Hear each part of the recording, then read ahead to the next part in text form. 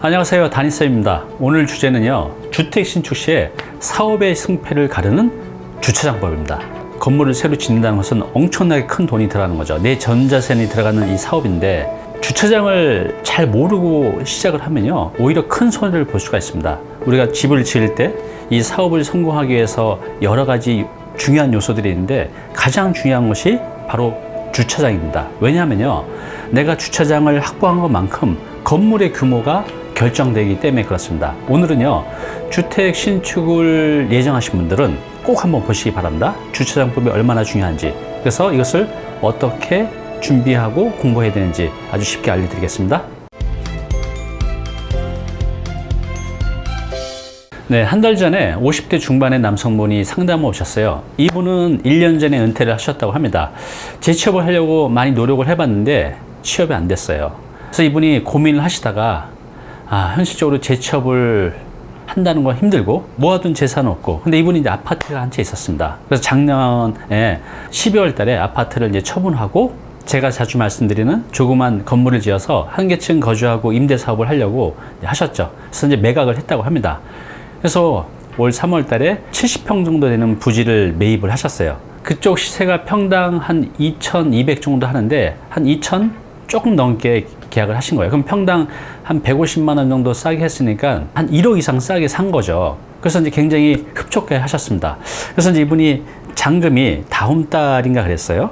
지금 이제 5월 달이니까 6월 초 정도에 이제 잔금을 치르는데, 어떻게 이제 사업을 할지, 어떻게 컨셉을 잡을지 고민 때문에 상담 오셨습니다. 네, 이분이 평당 한 150만 원 정도 싸게 계약을 하셨다고 했잖아요. 1억 이상 싸게 산 거죠. 그런데 더 비싸게 주고 산 꼴이 됐습니다. 그게 왜 그런지 이따 주차장법 하고 이분이 비싸게 산 이유에 대해서 설명을 드려보겠습니다. 이게 뭐죠? 네, 주차장입니다. 여러분들이 이렇게 큰 주차장을 할 일은 별로 없으실 거예요. 대체로 이 정도. 이게 뭐죠? 네, 다세대 주택 또는 다가구 주택의 필로티 형태로 되어 있는 주차장 모습입니다.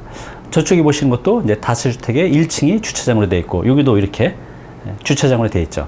여러분들이 동네 주택가에 가면 흔히 볼 수 있는 주차장의 이제 형태죠. 여러분들은 건물을 짓게 되면 이런 형태로 1층에 주차장이 들어가게 될 겁니다. 그런데 여기에 주차장이 몇 대가 들어가냐에 따라서 하늘과 땅 차이만큼 차이가 많이 발생해요. 자, 주차장. 왜 사업의 승패를 결정할까요? 네, 바로 주차장 수만큼 건물의 크기, 건물의 규모가 결정되기 때문에 그렇습니다. 그런데요, 이 법정 주차 대수의 변수는 크게 두 가지가 있습니다. 뭐냐면요, 여러분이 지으실 건축물의 종류, 다세대 있고 다가구, 근생, 다중 여러 가지가 있잖아요. 그러니까 내가 지으려는 건축물의 종류에 따라서 주차장 법이 다르고요. 두 번째, 그 건축물의 면적에 따라서도 다 달라집니다. 다시 말씀드리지만 건축물의 종류와 그 면적을 고려해서 주차장이 결정이 돼요. 근데 이것은 각 지자체마다 다 다릅니다. 여러분들이 부산에 살든지 서울에 살든지 대구에 살든지 지자체마다 주차장법이 다 달라요. 그래서 꼭 지자체별로 확인을 하셔야 됩니다. 다시 한번 말씀드리지만 주차장은요, 여러분들이 지으려는 건축물의 종류 그리고 면적에 따라서 다 달라집니다. 자, 그러면 아까 좀 전에 말씀드린 그 50대 중반의 남성이 왜 싸게 샀는데 오히려 더 비싸게 주고 샀는지 이걸 통해서 말씀드려 볼게요. 자, 똑같은 이제 70평이에요. 그죠? 저쪽도 70평, 여기도 70평. 그런데 저쪽에는 주차를 7대를 설계할 수가 있었어요. 근데 여기는 주차가 6대. 그렇죠? 땅 모양이 저쪽은 정방형인데 이쪽은 부정형이에요. 이렇게 되면 주차장을 설계할 때, 우리가 이제 법적으로 주차장을 설계할 때 막 하는 게 아니라 그 규정들이 있거든요. 그러니까 규정대로 하다 보니 이렇게 땅 모양이 안 좋은 데는 주차장이 좀 덜 들어갈 수밖에 없는 거죠. 자, 이게 왜 문제가 될까요? 뭐 가지고 주차 한 대인데 뭐 그냥 하면 되는 거 아니야? 라고 생각하실 수도 있겠지만 이건 엄청난 차이가 납니다. 왜냐하면 이 주차 한 대면요, 새로 짓는 빌라들 보면 한 전용 12평 정도로 지어지는 것들이 이제 투룸, 방 2개짜리로 나오고 있어요. 그런 것들 투룸이 2세대를 만들 수가 있는 겁니다. 내가 주차장을 한 대 더 확보하면 투룸 다세주택 2세대를 더 만들 수가 있어요. 그러면 지금 이분이 이제 하시려는 게 다세대 주택인데, 영등포 같은 데는 이런 것들이 하나가 한 3억 5천 정도 해요. 그러면 2세대면 7억이죠. 네, 주차장 한 대가 덜 들어가면 7억이 날아가는 겁니다. 이분이 한 것은 영등포구가 아니라 영등포구 옆이 양천구라고 있죠. 네, 양천구에 하셨는데 거기는 한 3억 정도 해요. 두 세대면 6억. 네, 주차장 한 대 때문에 6억을 손해를 본 거죠. 물론 이분은 땅을 아까 싸게 샀다 그랬어요. 얼마 더 싸게 주고 사셨다 했죠? 네, 한 1억 정도. 그렇지만 주차가 한 대 덜 들어가는 바람에 손해가 한 6억 정도 되는 거죠. 이렇게 주차장이 정말로 중요합니다. 네, 왼쪽에 보시면요. 서울시 주차장 조례입니다. 여기 보시는 대로 이쪽은 시설물이고 이쪽은 이제 면적이에요. 좀 전에 말씀드린 대로 주차장은요, 내가 지으려는 건축물의 종류와 그의 면적에 따라서 다 달라집니다. 주차장 관련 법이. 근린생활시설, 여러분 이제 상가라고 하죠. 상가 같은 경우는 서울시 주차 조례에 보면 면적에 따라 달라지는데요. 134제곱미터당 주차 한대요. 한번 예를 들어 볼까요? 자, 건물을 이렇게 지었어요. 3층으로 지어집니다. 근린생활시설 건물이에요. 한 층의 면적이 100제곱미터, 100해배라고 하죠. 그러면 3개 층이면 300제곱미터죠. 그러면 어떻게 되죠? 자, 전체 연면적이 300제곱미터니까 여기다가 134제곱미터는 주차한대니까 134, 134를 나누면 2.2대입니다. 보통 이런 근생 같은 경우는요, 4,4,5입이라고 해서 0.5보다 작으면 내림을 하고요. 0.5보다 크면 올림을 해요.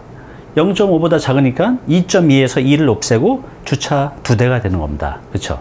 그러니까 이렇게 내가 한 층에 100제곱미터 정도 되는 건물을 3개 층을 지으면 이렇게 해서 주차 2대가 있으면 이 정도 건물을 지을 수가 있는 거예요. 이해되셨죠?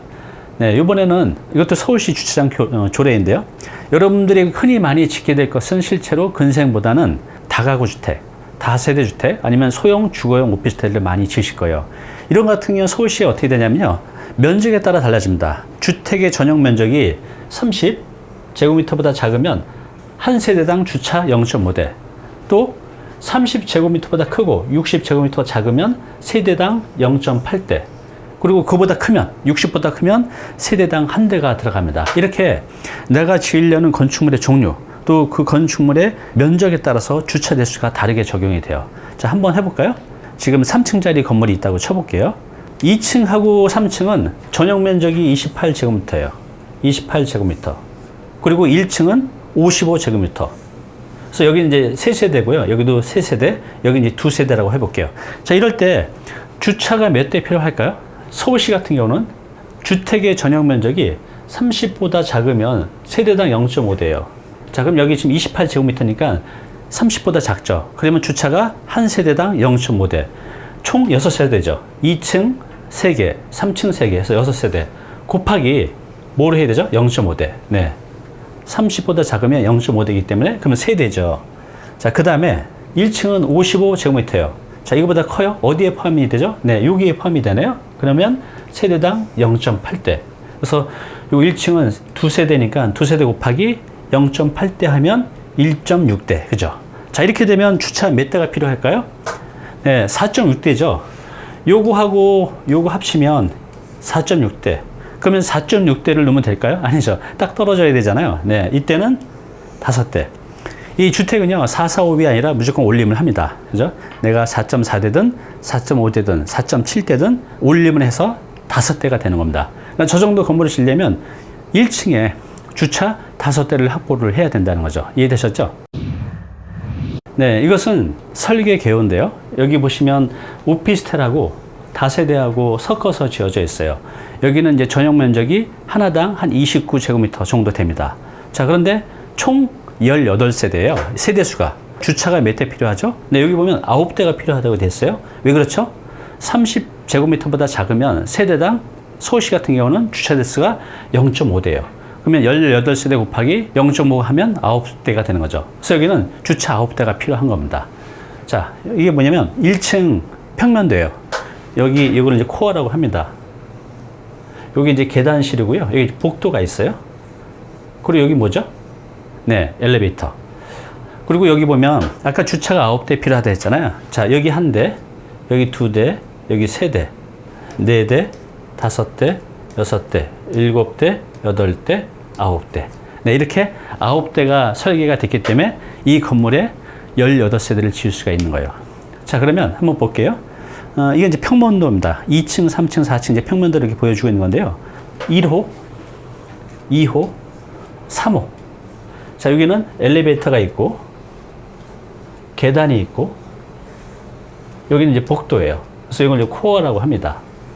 이건 이제 1층부터 위에까지 쭉 있는 거죠. 그리고 나머지 3개 세대가 있는 거예요. 자, 이때 전용이 30제곱미터보다 작으면 주차가 0.5대죠. 그래서 대부분 지어지는 것들을 보면요, 전부 다 거의 열의 9은요, 전용 면적을 떼보면 30제곱미터보다 작아요. 한 29, 28 그렇습니다. 왜 그럴까요? 네, 주차를 적게 넣기 위해서 그렇습니다. 서울시에는 땅값이 엄청나게 비싼데 주차한 데가 더 들어가냐 못 들어가냐에 따라서 매덕이 왔다 갔다 해요. 그렇기 때문에 전용 면적을 줄이는 겁니다. 30제곱 미만으로. 그래야만 0.5도를 넣기 때문에. 그런데 여기 보시면, 자, 2호를 보면 여기 거실이 있고 화장실이 있고 주방이 있고 그 다음에 방이 하나, 2개 있어요. 자, 3호도 보면 방이 하나, 2개 있고 화장실이 있고 거실, 그 다음에 여기 주방이 있어요. 전용 9평짜리에 이렇게 투룸이 제대로 나올까? 이상하시죠? 네, 이게 왜 그러냐면 확장의 비밀이 있기 때문에 그렇습니다. 여기 보시면, 자, 이게 이제 3호예요. 그런데 전용은 9평 정도밖에 안 되지만 이걸 12평 이상으로 만들 수가 있어요. 합법적으로. 어떻게 해요? 네. 여기 보면 이제 확장형 발코니라고 되어 있잖아요. 예, 발코니. 여러분들 아파트 발코니를 합법적으로 확장할 수 있잖아요. 네, 다세대 빌라도 똑같습니다. 그래서 이것을 이만큼이나 확장이 되다 보니까 이게 한 12평에서 13평도 만들 수 있는 거예요. 12평에서 13평 정도 되면 그래도 투룸을 어느 정도 만들 수가 있거든요. 이 위에도 보시면, 네, 1호입니다.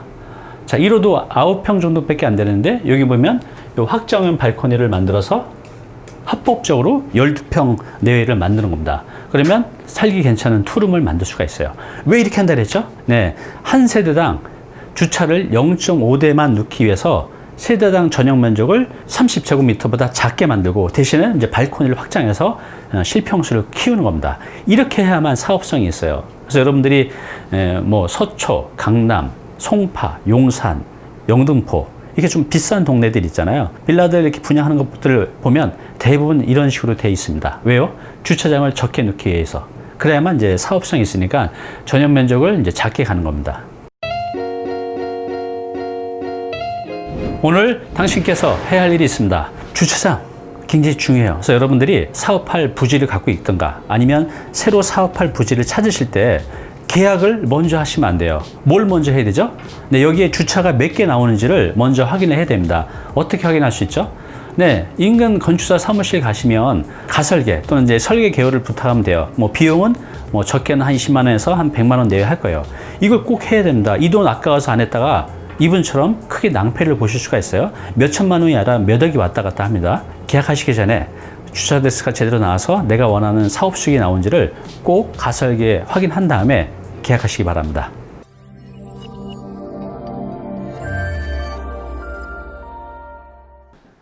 네, 오늘 정보 도움이 좀 되셨나요? 앞으로 이런 정보 계속 받아보실 분은요, 여기 구독 부탁드리고요. 그 다음에 오른쪽은 제가 추천하는 영상입니다. 꼭 한번 보시기 바랍니다.